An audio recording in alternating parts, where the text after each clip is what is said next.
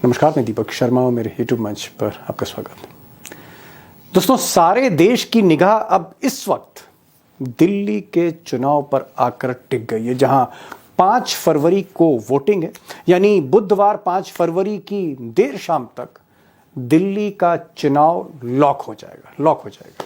अब सवाल सबसे बड़ा यह है कि क्या केजरीवाल चौथी बार for the 4th time Delhi जीतने जा रहे हैं, या इस बार हालात कुछ केजरीवाल साहब के लिए अलग हैं। अब ये बात मैंने इसलिए कही क्योंकि 2015 में केजरीवाल 70 में से 67 सीट ले गए और उसके बाद 2020 में 70 में से 62 सीट ले गए। यानी दोनों बार केजरीवाल ने मोदी और शाह को दिल्ली में उनके नाक के नीचे उनको चित किया, बीजेपी को चित किया।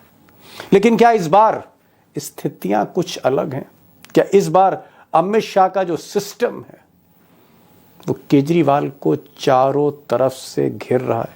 और अगर मैं यूं कहूं कि जिस तरह से या जिस तर्ज पर अमित शाह ने हरियाणा जीता, या जिस जुगाड़ से तिगड़म से महाराष्ट्र जीता, क्या इसी तरह कुछ खेल पलटने जा रहे हैं इस बार मिस्टर अमित शाह, हरियाणा महाराष्ट्र की तरह? उधर राहुल गांधी और प्रियंका गांधी ने चुनाव के आखिरी दौर में वाकई मेहनत करी दिल्ली में, और जिस तरह से उन्होंने एक ऑक्सीजन देने की कोशिश करी कांग्रेस पार्टी को, उम्मीदवारों को, उससे ऐसा लगता है कि कांग्रेस का जो वोट प्रतिशत है पिछली बार की तुलना में इस बार कुछ बढ़ेगा। सवाल यह है कि अगर कांग्रेस का वोट प्रतिशत अगर 4.26 जो लास्ट टाइम था, 4.26 से 7%, 8% इंक्रीज होता है, बढ़ता है, वोट बढ़ता है, जो बढ़ सकता है ऐसा लग रहा है, तो फिर नुकसान किसका कांग्रेस करने जा रही है? क्या आम आदमी पार्टी का नुकसान करेगी या फिर बीजेपी का नुकसान करेगी? तो ये एक बहुत बड़ा सवाल है कि कांग्रेस अगर बढ़ रही है तो फिर नुकसान किसे कर रही है, बीजेपी को या आम आदमी पार्टी को?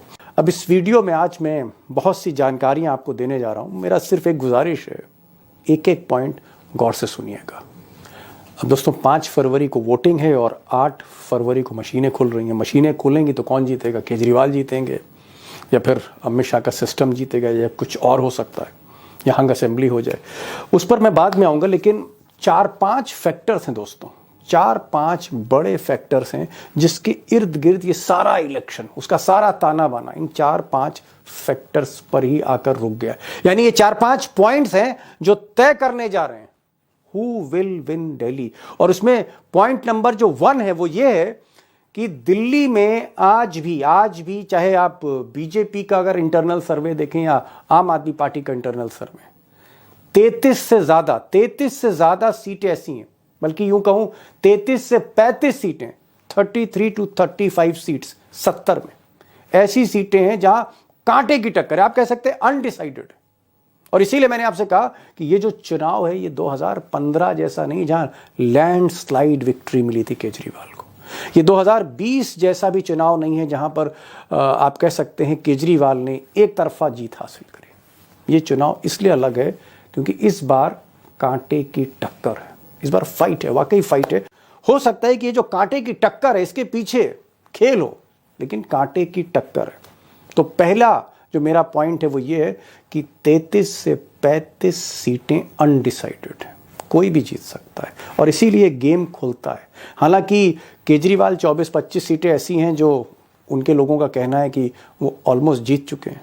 बीजेपी भी कहती है कि 13-14 सीटें ऐसी हैं जो ऑलमोस्ट उनके खाते में जा रही हैं। ये दोनों तरफ से इस तरह से आप कह सकते हैं क्लेम्स हो रहे हैं। आधी सीटें ऐसी हैं जो अनडिसाइडेड है, very close fight. Point number 2, voter list fraud. अब ये वोटर लिस्ट फ्रॉड क्या है? सिंपल कहूँ तो वोटर लिस्ट का मतलब है कि जिसके हाथ में सिस्टम है उसने अपने वोट बढ़ा लिए, फर्जी वोट ऐड कर दिए, और सामने वाला यानी जो विपक्ष में खड़ा है उसके वोट उसने काट दिए। तो बीजेपी ने, ऐसा अरविंद केजरीवाल का आरोप है कि हर सीट पे 5-5, 6-6 हजार वोट आम आदमी पार्टी के काट दिए और अपने 4-4, 5-5 हजार वोट ऐड कर लिए। ये वोटर लिस्ट फ्रॉड है। ये पहले भी होता था, इस बार इसलिए इंपॉर्टेंट है क्योंकि कांटे की टक्कर है, हार जीत का अंतर कम होता है कांटे की टक्कर में। इसलिए 5000 का वोट का अगर खेल हो गया तो पासा कहीं भी पलट सकता है। वोटर लिस्ट फ्रॉड इस बार चोट कर सकता है अरविंद केजरीवाल को। Point number 3, factor number 3, Congress party जो आज से महीने भर पहले दिख नहीं रही थी मैदान में, राहुल गांधी, प्रियंका गांधी के आने के बाद और फिर कांग्रेस के जितने मुख्यमंत्री हैं, चाहे वो कर्नाटक के मुख्यमंत्री हों या डिप्टी चीफ मिनिस्टर हों या हिमाचल के हों या तेलंगाना के हों, ये जब आए पैसा भी लेके आए, तो कहीं ना कहीं कांग्रेस में दमखम आया। और उसके बाद आखिरी के दिनों में जब स्लॉग ओवर्स चल रहे थे तो राहुल और प्रियंका की रैली ने कांग्रेस के मोमेंटम को थोड़ा सा बढ़ाया। मैं ये नहीं कह रहा हूं कि कांग्रेस नंबर 2 पे पहुंच रही है, मैं ये भी नहीं कह रहा हूं कि कांग्रेस 10 सीट जीत रही है 70 में या 15 सीट जीत रही है। मैं ये कह रहा हूं कि कांग्रेस का वोट परसेंटेज बढ़ रहा है, और ये जो बढ़ता हुआ वोट प्रतिशत है 4 से 7-8% वाला, इसने कहीं ना कहीं ब्लड प्रेशर बढ़ा रखा है केजरीवाल का। हालांकि मैं ये नहीं कह रहा हूं कि सिर्फ आम आदमी पार्टी के ही वोट कटेंगे, वोट बीजेपी के भी कट सकते हैं। चौथा फैक्टर, मिडिल क्लास फैक्टर। अब मिडिल क्लास फैक्टर क्या है? अगर आप दिल्ली का अगर आप कंस्टिट्यूंसी देखें, इलेक्टोरल कंस्टिट्यूंसी देखें, तो अरविंद केजरीवाल की जो फ्री स्कीम्स हैं, फ्री पानी की, फ्री बिजली की, ये जो उन्होंने सबसे पहले हिंदुस्तान में शुरू करी एक नए पैटर्न पर 2015 के आसपास, ये जो फ्री पानी और फ्री बिजली है, एक बहुत बड़ा वोट बैंक उन्होंने क्रिएट किया, जिसमें ज़्यादातर आप झोपड़पट्टी और झुग्गी और बस्ती और लोअर क्लास और लोअर मिडिल क्लास के लोग हैं, जिनके लिए 5-10 हज़ार रुपये माने रखते हैं अगर वो उनके महीने में बच रहे हैं। या बाहर से एक बहुत बड़ी आप कह सकते हैं संख्या जो वर्कर्स की है, मजदूरों की है, जो लाल डोरे ज़मीनों पर रह रही हैं, ये कहीं ना कहीं निर्भर होते चले गए केजरीवाल पर, और केजरीवाल ने एक वोट बैंक बनाया। लेकिन जो मिडिल क्लास है ये शिफ्ट होता रहता है। मिडिल क्लास विधानसभा में केजरीवाल के साथ जाता है, मिडिल क्लास जो है वो पार्लियामेंट के इलेक्शन होता है तो सीधे सीधे मोदी की तरफ चला जाता है। ये जो मिडिल क्लास है कहीं ना कहीं ये कंफ्यूज है, असमंजस की स्थिति में इस तरह के सर्वे बताते हैं। आगे डिस्कस करूंगा इसको, लेकिन मिडिल क्लास एक फैक्टर है कि ये किधर जाएगा। क्या ये वापस केजरीवाल के साथ जाएगा, या ये वोट से परहेज करेगा, या ये स्प्लिट करेगा बीजेपी में थोड़ा सा, कांग्रेस में और आप में। Middle class factor. और पांचवा फैक्टर मुस्लिम फैक्टर, मुस्लिम वोट बैंक।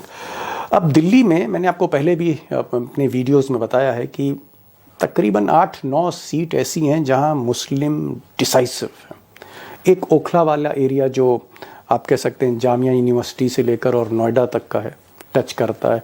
एक पुरानी दिल्ली का एरिया है, जामा मस्जिद का इलाका, चांदनी चौक का, बल्ली मरान, ये इलाका है। और एक आप कह सकते हैं नॉर्थ ईस्ट दिल्ली, जहां पिछली बार रॉयट्स हुए थे 2020 में। 8-9 सीट पर मुस्लिम डिसाइसिव, जिधर मुस्लिम गया उधर ही